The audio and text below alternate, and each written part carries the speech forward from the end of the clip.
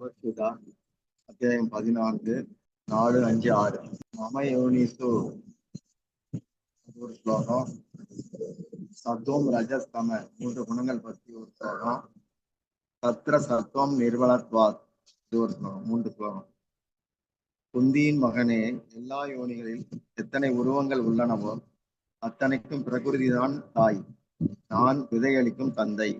சர்வ யோனிசு என்றால் கர்ப்பப்பை, தோல் பையாக இருக்கின்ற கர்ப்பப்பை, அதிலிருந்து உண்டாகும் மனிதர்கள், விலங்குகள் நராயுதம் எனப்படும். இவைகள் 21 லட்சம் விதம். முட்டையிலிருந்து வரக்கூடிய பறவைகள், பாம்புகள் அண்டஜம் எனப்படும். இவைகள் 21 லட்சம். வேர்விலிருந்து வரக்கூடியது சிறு சிறு அழுக்கிலிருந்து உண்டாகக்கூடியவை ஸ்வேதஜம் எனப்படும். பூமியை பிளந்து வரக்கூடிய ஜீவராசிகள் உத்பிஜம், மரம், செடி, கொடிகள் இவைகளை குறிக்கும். இந்த 4லும் 21 லட்சம் விதமான யோனி பேதம் உண்டு. ஒரு இனத்திலேயே பல திணுசுகள் உள்ளன. ஒருவர் மாதிரி இன்னொருத்தர் இல்லை. இது தவிர தேவர்கள், பித்ருக்கள், கந்தர்வர்கள், பூதம், பிசாசு என அனைத்தையும் சேர்த்து பகவான் சர்வ யோனிசு என்கிறார். இந்த சரீரங்களுக்கு தாய் மூல பிரகிருதி, இந்த ஜட இயற்கை.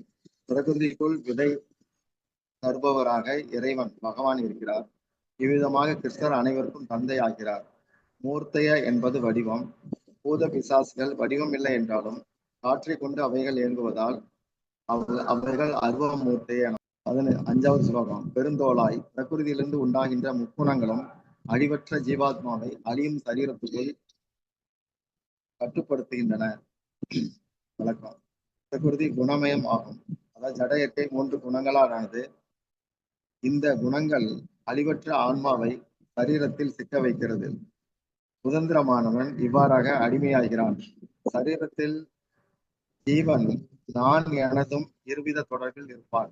நான் சரீரம்தான் எனும் ஒற்றுமை உணர்வு, சரீரம் என்னுடையது எனும் வேற்றுமை உணர்வு.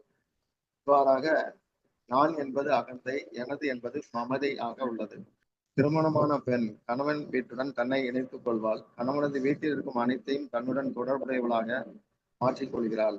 அதே போல சரீரத்துடன் தொடர்பு கொள்ளும் ஜீவராசிகள் உலகம் எனும் சம்சாரம் முழுவதும் தன்னை தொடர்புபடுத்திக் கொள்கின்றன. அழிகின்றதை அழியாததாக எண்ணுகிறது. நிலையாமையை கண்டு எப்போதும் பயம் வருவதுண்டு. கிருஷ்ணரிடத்தில் தெளிவு அடைந்தவனுக்கு பயம் வராது. சரீரத்துடன் இருந்தாலும் சரீர தொடர்பை விட்டவனுக்கு மரண பயம் கிடையாது. உலக ஆசையும் அவனுக்கு போய்விடுகிறது. உண்மையில் குணங்கள் பந்தப்படுத்துவதில்லை. ஜீவன்தான் குணங்களில் பற்று கொண்டு பந்தப்படுவான். குணங்கள் பந்தப்படுத்தும் என்றால், உண்மையில் குணங்களை பந்தப்படுத்துகிறது என்றால் யாரும் விடுபட முடியாது. கிருஷ்ணர் விடுபடவும் கோர மாட்டார். அடுத்து 6வது ஸ்லோகம். பாவம் அற்றவனே, அவைகளில் சத்துவகுணம் தூய்மையானது என்பதால் பிரகாசமானது, விகாரமற்றது. ஆனாலும் அது சுகம், ஞானம் இவைகளில் ஒருவனை பந்தப்படுத்தும்.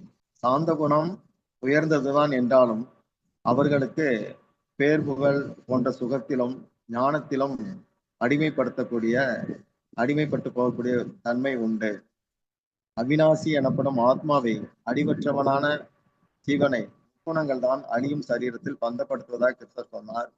இப்போது உடல் சுகம் மற்றும் மன சுகம், அதாவது அறிவு, இவைகளில் சத்துவகுணம் பந்தப்படுத்தும் என்கிறார்.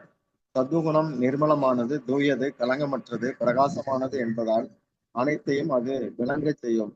தன்னையும் இறைவனையும் அறிய சத்துவகுணம் அவசியமாகும். இந்த சத்துவகுணம் ஒன்று தூயது, இதில் பரமாத்மா குறிக்கோளாக இருப்பார். மற்றது கொஞ்சம் களங்கம் உண்டு, அது சுகபோக ஆசை எனப்படும். சத்துவகுணம் எதையும் ஆக்கும், ரஜோகுணம் அனுபவிக்கும், தமோகுணம் அளிக்கும். எதையும் கண்டுபிடிப்பது சத்துவகுணமாகும். ஆனால் அதில் மனிதன் திருப்தி பெறுவது குறியாக இருப்பான். இறைவனது திருப்திக்காக செயல்படும் பொழுது அது சாத்விக தளத்தில் அமைவதாக இருக்கும். அப்போது மனம் விகாரம் இல்லாமல் இருக்கும், சஞ்சலம் அடையாது. பொதுவாக பேர் புகழில், பாராட்டுகளில் ஒரு சுகம் உண்டு. அமைதியாய் இருக்க ஒரு விருப்பம் வருகிறது, ஏனெனில் அதிலும் ஒரு சுகம் உண்டு. இந்த அமைதி நம்மிடமிருந்து போய்விடக்கூடாது என்ற கவலையும் அதை ஒட்டி வரும். மேலும் சத்துவ குணத்தில் பல விஷயங்கள் புரிந்தபடி இருக்கும். மனதில் தெளிவு கிடைப்பதால் இவ்வாறு புரிகிறது. பல அதிசய விஷயங்கள் புலப்படும் பொழுது எனக்கு நிறைய தெரிந்து விட்டது எனும் நுணுக்கமான ஒரு அபிமானம் உண்டாகும். இப்படி ஞானத்தால் ஒரு பந்தம் ரகசியமாக உண்டாகிறது. சுகமும் ஞானமும் ஒருவனை குணங்களை கடந்தவன் ஆக்காதபடி அவனை தடுக்கின்றன.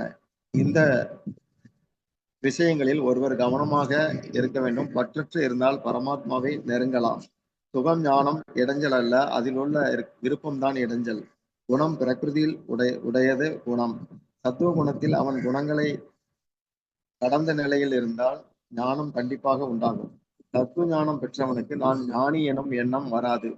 அதாவது சாத்வீகிக்கு நான் ஞானி எனும் நினைப்பு உண்டு. தத்துவ ஞானம் பெற்றவனுக்கோ ஞானம் உண்டு என்றாலும் நான் ஞானி என அவன் நினைக்க மாட்டான். மேலும் சாத்வீகிக்கு ஞானம் பெற்ற பிறகும் கவனிக்கும் புத்தி உண்டு. தத்துவ ஞானம் பெற்றவனோ எதையும் கவனிக்க மாட்டான்.